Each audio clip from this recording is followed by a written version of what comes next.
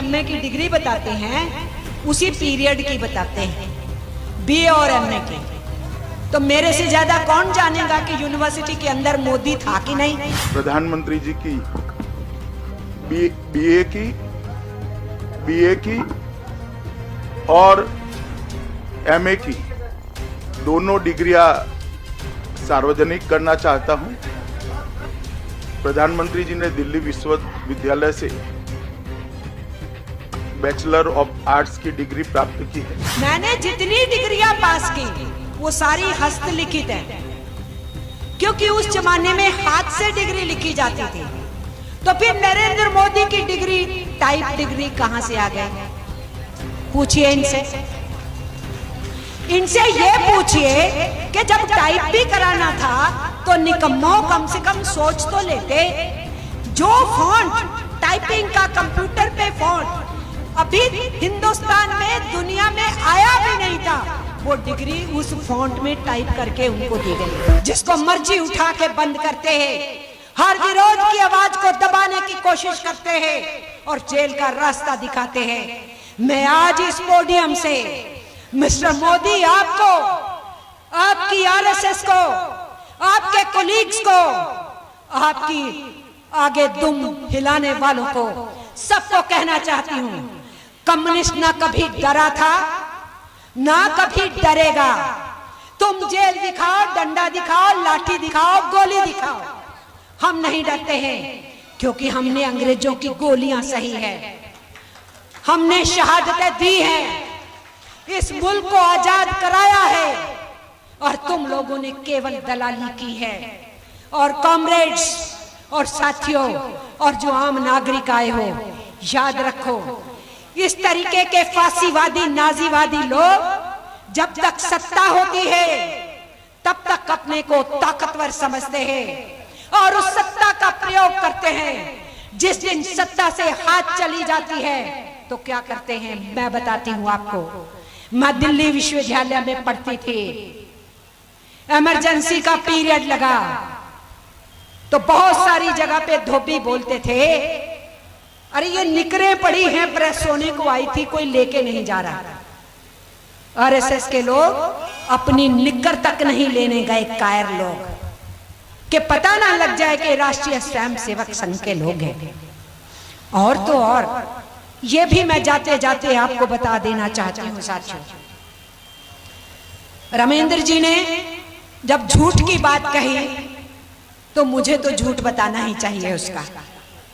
मैं दिल्ली यूनिवर्सिटी में पढ़ी हूँ, मैंने बीएससी एमएससी एलएलबी वहीं से की, और जो मेरा पीरियड है पढ़ाई का, जब नरेंद्र मोदी की एमए की डिग्री बताते हैं उसी पीरियड की बताते हैं, बीए और एमए की।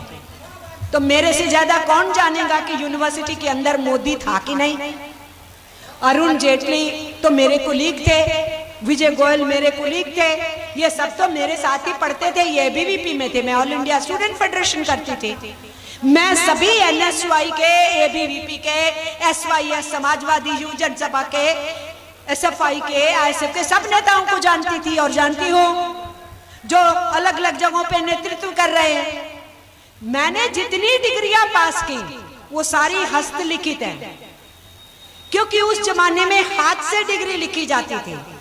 तो फिर नरेंद्र मोदी की डिग्री टाइप डिग्री कहां से आ गई? पूछिए इनसे ये पूछिए कि जब टाइप भी कराना था तो निकम्मो कम से कम सोच तो लेते। जो फॉन्ट टाइपिंग का कंप्यूटर पे फॉन्ट अभी हिंदुस्तान में दुनिया में आया भी नहीं था, वो डिग्री उस फॉन्ट में टाइप करके उनको दी गई है। तो झूठ की तो कोई सीमा नहीं है ना। जिस रेलवे स्टेशन पे चाय बेचने का नाम लेके लोगों से हमदर्दी ली, वोट पाई, तो हमारे जैसे किसी नागरिक ने रेलवे में एक चिट्ठी डाली, सूचना अधिकार, कि ये रेलवे स्टेशन कब बना। अब उस अधिकारी को तो पता नहीं था क्यों पूछ रहे, उसने जवाब में बोला कि 1973 में बना। अब नरेंद्र मोदी कब पैदा हुए? 1949 में। तो 1973 में वो कितने साल के हो गए? 24 साल के थे। तो वो रेलवे स्टेशन जब ये 24 साल के हुए तब वो रेलवे स्टेशन बना और वहां रेलवे गाड़ी रुकनी शुरू हुई। तो नरेंद्र मोदी ने उस रेलवे स्टेशन पे 7-8 साल की उम्र में चाय कैसे बेच ली? तो इसलिए झूठ के ऊपर अपनी तस्वीर बना के, इमेज बना के, मीडिया को इस्तेमाल करके, अपने मित्रों का इस्तेमाल करके कुर्सी हथियाने के बाद उन अडानीज और अंबानी के हवाले इस देश को किया जा रहा है। अंग्रेजों की दलाली के बाद आज अमेरिका की दलाली करके हिंदुस्तान को कमजोर किया जा रहा है। और इसलिए अगर हम अंग्रेजों से टक्कर ले सकते थे तो दुनिया के हर साम्राज्य से हम आज टक्कर ले सकते हैं। और अगर नरेंद्र मोदी, हिटलर अगर पूंजीपतियों का एक घोड़ा था जिसका उन्होंने इस्तेमाल किया, और अगर आज नरेंद्र मोदी इन कॉरपोरेट घरानों का और दुनिया की वित्त पूंजी का घोड़ा बन के बैठे हुए हैं, तो अहद लेना पड़ेगा। आज के इस मौके के ऊपर अहद लेना पड़ेगा, प्रतिज्ञा करनी पड़ेगी कि अपने मुल्क की कसम खाते हैं कि इनके खिलाफ लड़ाई में कोई कसर नहीं हम छोड़ेंगे कुर्सी से हटाने के लिए। हम अच्छे से जानते हैं सबको मिलके चलना पड़ेगा। बहुत सी राजनीतिक पार्टियों को, बहुत सी ताकतों को, इन लोगों को कुर्सी से अपदस्थ होने के लिए मिलकर के भी लड़ना पड़ेगा।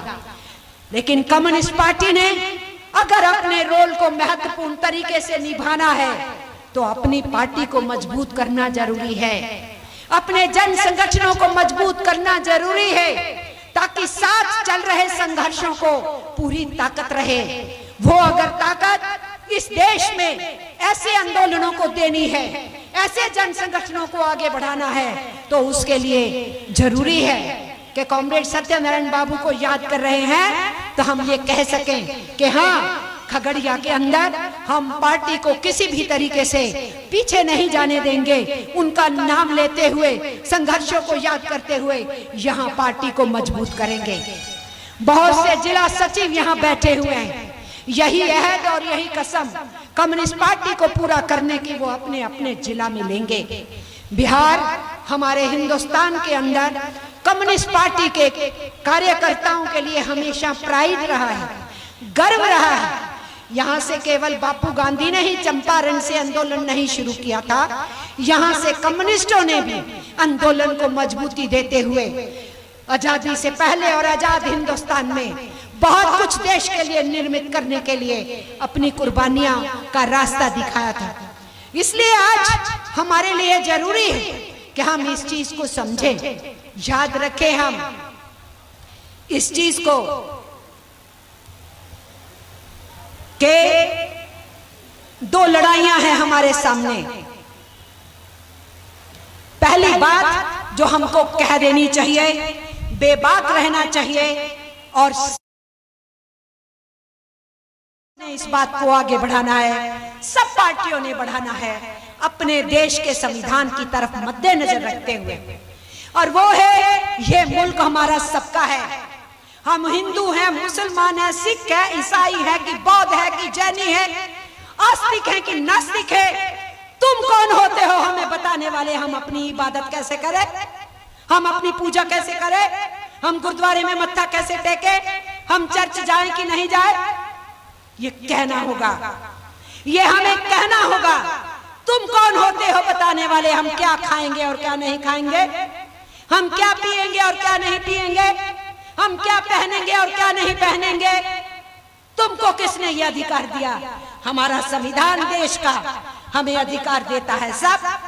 तुम उस संविधान को बदले बिना फुल स्टॉप कॉमा अपना नया संविधान कौन सा लिख रहे हो?